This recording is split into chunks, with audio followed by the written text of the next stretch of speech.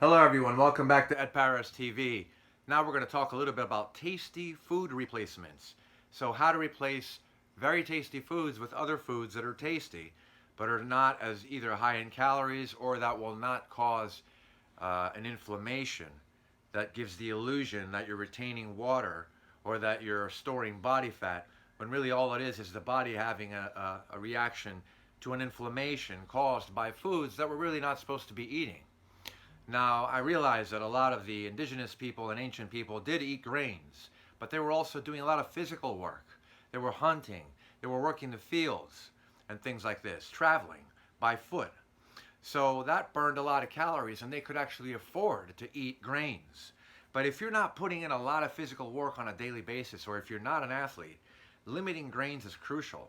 And even if you are an athlete, you still want to limit them to the amount that is necessary to get the work done and no more, because otherwise you're going to start getting that bloated look and you'll think it's water retention from too much sodium, or you might think it's fat, when really all it is the body reacting to an inflammation.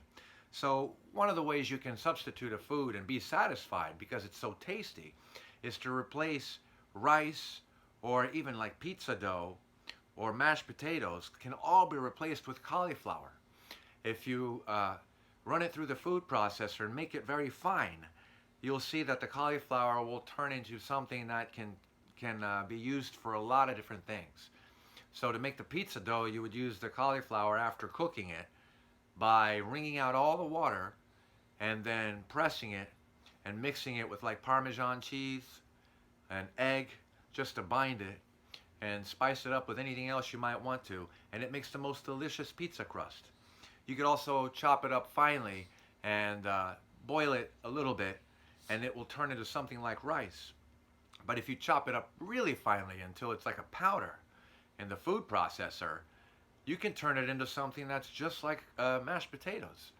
So cauliflower is one of those miracle foods that can mask and give you the illusion that you're tasting something familiar and delicious, and it really is so close that you'll barely miss any of those things, if you'll miss it at all. Same with like pasta. You can replace pasta with zucchini. Zoodles, it's called. You can run it through a little apparatus that will cut it into long strings that are just like noodles. The other day we made clams with zoodles, and it was delicious. It was just like linguine with clams. So you'd be amazed at how the texture, if you cook it right, how the texture can be so satisfying and make you feel like you just ate pasta. So these are just a couple of examples of ways that you can substitute foods in a healthy way and in a tasty way. Same with sugar.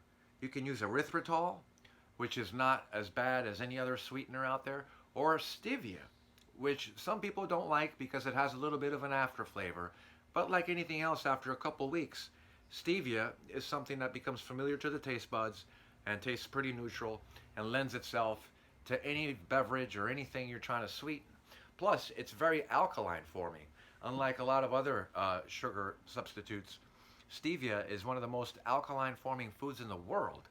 So it's a good addition to have in your pantry for things to add to foods that will taste good. And we'll cover more tasty foods in future episodes of Ed Paris TV. In the meantime, if you dig it, please like and subscribe, and we'll talk to you soon. Have a great week. All right, everybody? Ciao.